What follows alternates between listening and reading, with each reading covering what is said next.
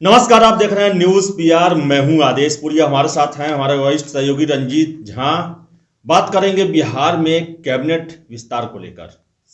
बिहार विधानसभा चुनाव हुए 3 महीने होने जा रहे हैं, उसके रिजल्ट आए हुए। वही अगर बात करें हम सरकार का गठन हुए तो 2 महीने 10 दिन से ज़्यादा हो चुके हैं, लेकिन अभी तक कैबिनेट का विस्तार नहीं हुआ। यानी 14 मंत्री जो मुख्यमंत्री के साथ शपथ लिए थे वो ही अभी बिहार को चला रहे हैं और 22 मंत्रियों का सीट जो है खाली है। खबरें आती हैं कि कल किया जाएगा विस्तार, फिर बीच में रोक दिया जाता है। आखिर मामला कहां फंसा हुआ है? क्या कारण है कि बिहार में कैबिनेट विस्तार की बातें तो सब कोई कर रहा है लेकिन हो नहीं रहा है? सर, आखिर मामला फंसा कहाँ है? क्या है इसका रियलिटी? क्या है? क्यों अटका हुआ है आखिर मामला बिहार का कि 2.5 महीने से ज्यादा हो गए लेकिन कैबिनेट का विस्तार अभी तक नहीं हो पा रहा और कोई खबर जो है सटीक भी नहीं निकल के आ पा रही है? ये हो गया बिहार की सियासत में इंतहा हो गई प्यार की आई ना गरी, वो जो बोलते हैं ना। तो यही है कि एनडीए को ही फैसला करना है बिहार कैबिनेट में क्या कैसे होगा। जो स्वरूप मौजूदा स्वरूप है उसमें तालमेल बिठाना नीतीश कुमार के लिए मुश्किल हो रही है। कल एनडीए की बैठक थी, उससे भी उम्मीद जग रही थी कि एनडीए की अगर बैठक हो रही है तो उसमें कुछ ना कुछ चर्चा होगी और इसमें बिहार कैबिनेट पर भी फैसला कर लिया जाएगा। मौजूदा वक्त में प्रदेश अध्यक्ष संजय जायसवाल जो कहते हैं कि सब मीडिया का बनाया हुआ जो है षड्यंत्र है, किया धरा है, जो बार बार इस मामले को खींच रहा है कि आखिर कैबिनेट का विस्तार क्यों नहीं हो रहा है, क्या एनडीए के अंदर कोई खिटपिट है क्या?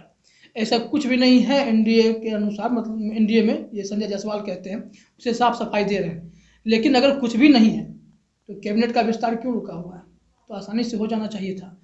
तो यहीं पे पूरा मामला आप समझिए आदेश जी कि है क्या कि अभी फिलहाल 44 विभाग हैं जिसमें से 20 डिपार्टमेंट जेडीयू के पास है, इंक्लूडेड मुख्यमंत्री, और 21 बीजेपी के पास है और 2 जीतन राम मांझी की पार्टी के पास है, एक मुकेश सहनी के पास है। ये है मतलब कि एक एक मंत्री के पास बहुत कुछ है, बहुत विभाग है। फिलहाल 13 मंत्री हैं जो वर्तमान में, जिसकी चर्चा हम बार बार करते रहते हैं। पहले 14 थे, एक मेवालाल ने इस्तीफा दे दिया। तो इसके बाद जो ये सीन बन रहा है 13 के पास सब कुछ बांट दिया गया। फॉर्मूला जो तय हो रहा है उसके मुताबिक कैसे है कि 7 बीजेपी के और 4 जेडीयू के और एक मंत्री इनके हैं। तो इस हिसाब से पूरा तय है। अब जो नई गुंजाइश है 23 की ओर है, 22 की नहीं 23 की, हाँ 23 की ओर है। तो 23 में जो अब बंटवारे का जो सिस्टम है वहां गड़बड़ है। जेडीयू अब चाहती है कि जो खबरें चल के आ रही हैं उसके मुताबिक कि बहुत हो तो 12-11 हो या 12-12 हो, ऐसे बंटवारा हो, इसके अलावा और कुछ ना हो। जबकि इससे पहले खबरें आ रही थी कि अगर टोटल 36 का हिसाब किताब करें तो 19 जो है बीजेपी और जो 15 है वो जेडीयू, इस तरह करके और एक एक उधर दिया जाए। लेकिन मामला फंसता जा रहा है लगातार। कभी पद को लेकर के, विभागों को लेकर के या चेहरे को लेकर के विवाद हो रहा है।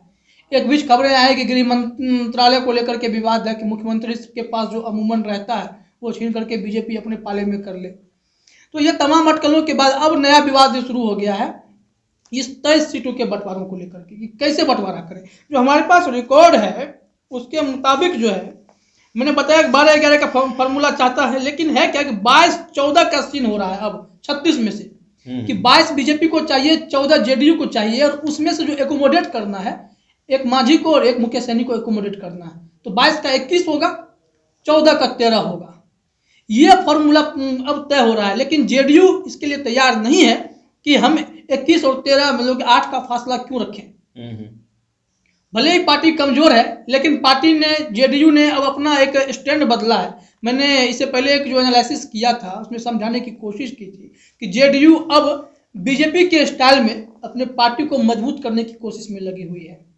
जिस हिसाब से विधायकों का आंकड़ा वो बढ़ाने में जुटी हुई है, आने वाले दिन में अगर एआईएम के विधायक अगर सब आ जाते हैं साथ में, कांग्रेस को तोड़ने की कोशिश हो जाती है। और बाकी लोग 2-3 लोग तो नए गए ही हैं उनके पास। तो ऐसे सभी लोग अगर वहां पे जुड़ जाएंगे तो इनका अगर दम बढ़ जाता है, पार्टी में विधायकों की संख्या बढ़ जाती है, तो बीजेपी पर भी ये प्रेशर बनाने में सफल होंगे कि हमारे पास भी तो संख्या बल है। तो आप यह 8 का फासला मेरे से क्यों चाहते हैं? देखिए सर, कितना भी अपना संख्या बल बढ़ा ले, बीजेपी को पार तो नहीं कर पाएंगे वो। बिल्कुल नहीं कर पाएंगे। और ऐसे में क्या बीजेपी जो एक बड़े भाई की भूमिका में आ चुकी है, इनके ये तोड़ जोड़ से जो विधायक आते हैं, उसके बाद आपको लगता है क्या वो झुकने वाली है, या नीतीश ही अब झुकेंगे? अब अगर झुकने का रहता आदेश जी तो इतना खिचपिच चलता है नहीं। जब एक वक्त लगा था कि सब कुछ क्लियर है, अब बस फैसला हो जाएगा, कैबिनेट विस्तार जरूरी है, क्योंकि आप एक मंत्री के ऊपर 5-6 विभाग का प्रभार दे देंगे तो कैसे काम चलेगा? जनता के बीच भी तो संदेश देना है। वर्कलोड अगर अधिक रहेगा तो आउटपुट जो है खराब होगा। तो ऐसे में अगर ये विस्तार नहीं होगा तो कैसे होगा? बीजेपी बड़ी पार्टी है, स्वाभाविक तौर पर है, तो यहाँ पे बीजेपी का ही दबाव चल रहा है, बीजेपी झुक नहीं रही है। और बीजेपी ने अभी तक ये सूत्रों से जानकारी मिल रही है कि जो मैंने बताया 8 का फासला हो रहा है, 21 और 13 वाला, जो 21 में से तो 7 तय हैं बीजेपी के, लेकिन जो 14 चेहरे होंगे उन 14 चेहरे में भी विभागों को लेकर के मतभेद है कि किसको क्या देना है। बीजेपी तय नहीं कर पाई है, लिस्ट नीतीश कुमार के पास पहुंचा ही नहीं है। जब तक मुख्यमंत्री के पास आप लिस्ट पहुंचाएंगे नहीं तब तक ये वो कैसे तय कर पाएंगे? उन्हें भी तो अपनी पार्टी का ख्याल रखना होगा कि जेडीयू अगर उनके साथ है तो उनकी पार्टी है, तो उसमें जो चेहरे होंगे उनकी भी इच्छाएं होंगी कि हमें ये विभाग मिले, ये विभाग मिले, हम इसमें करेंगे। क्योंकि मुख्यमंत्री एक बार घस दे कलम कि आपको ये विभाग दिया जाता है, वो तांडव की तरह जो वेब सीरीज हम लोग देख रहे हैं, वैसे अगर संभव हो तो बहुत आसान है। लेकिन राजनीति है, सब कुछ देखना पड़ता है, अपने कार्यकर्ताओं को, अपने विधायकों को भी नाराज नहीं करना है और बीजेपी के साथ तालमेल भी बिठाना है।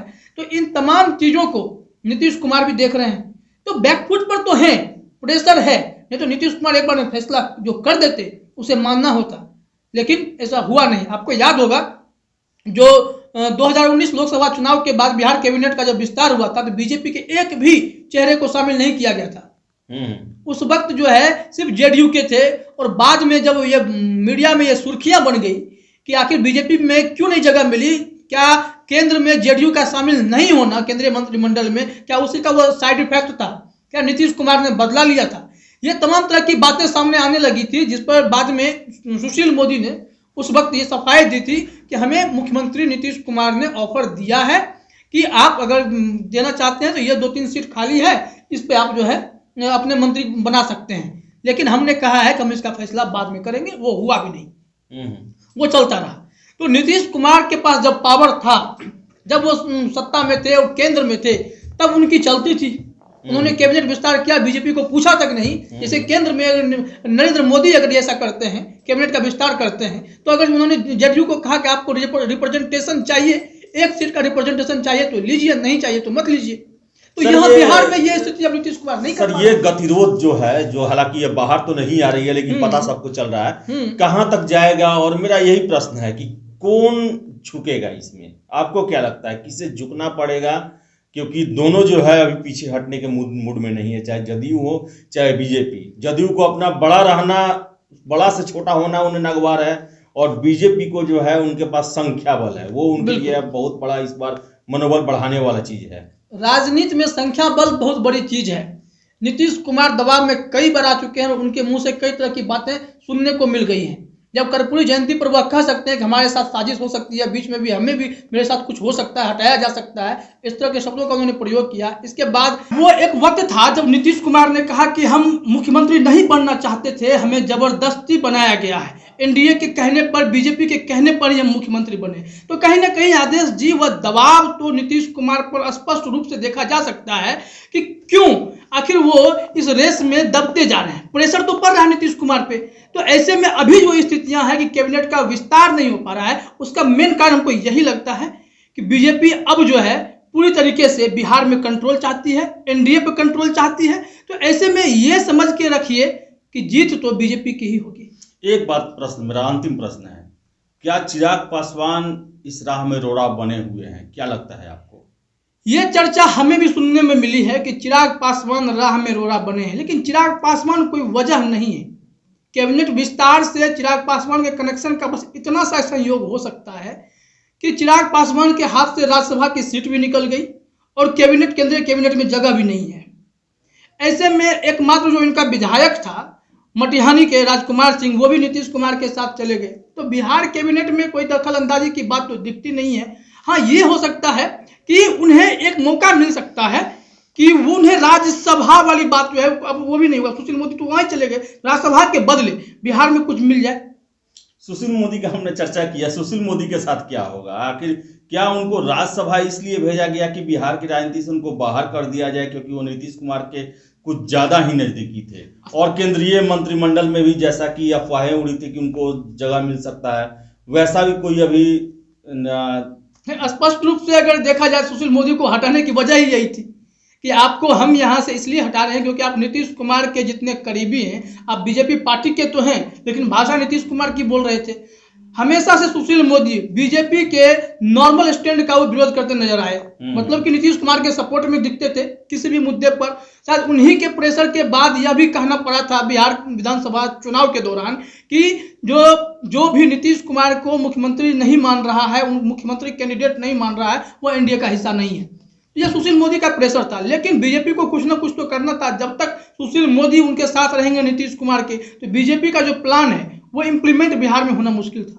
उन्हें राज्यसभा भेज दिया गया। चर्चा उठी कि शायद सुशील मोदी की वापसी हो सकती है बिहार में, लेकिन वो दूसरा रास्ता हो जाएगा। फिर उनकी जगह राज्यसभा से उन्हें हटाना, फिर एमएलसी बनाना, तमाम तरह के रास्तों को देखा जाएगा। लेकिन सुशील मोदी कोई बड़ी वजह नहीं, क्लियर है कि वो सुशील मोदी बाहर हैं बिहार की राजनीति से, उनकी दखलंदाजी और कम पड़ गई है। और इन सब के बीच में लेकिन बिहार का जो कैबिनेट विस्तार है वो लटका हुआ है।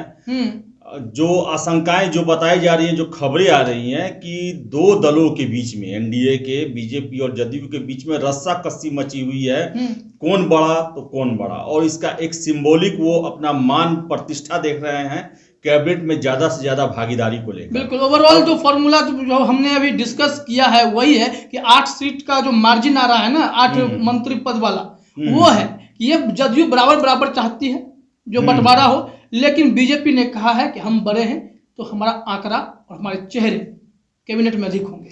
तो लब्बो-लुआब यही है कि कोई किसी से छोटा नहीं होना चाहता। भले ही जदयू के 43 सीट आए, लेकिन वो दूसरे तरीके से अपने संख्या को बढ़ाने में लगी है और ज़्यादा से ज़्यादा बीजेपी पर दबाव बनाने में लगी है। तो वही बीजेपी अपने संख्या बल के दम पर जदयू पर दबाव बनाना चाहती है। इन सब के बीच में बिहार का कैबिनेट विस्तार लटका हुआ है और एक एक मंत्री 4-4, 5-5 विभाग संभाल रहे हैं, और आउटपुट जो है, जो बिहार को मिलना चाहिए नई सरकार गठन के बाद, वो अभी तक नहीं मिल पा रहा है। अब देखने वाली बात है कि कब तक ये गतिरोध खत्म होता है और बिहार में नए मंत्रिमंडल का गठन होता है। फिलहाल इस वीडियो में इतना ही। वीडियो पसंद आए तो लाइक शेयर करें और हमारे चैनल न्यूज़ PR को सब्सक्राइब जरूर कर लें। बहुत बहुत धन्यवाद।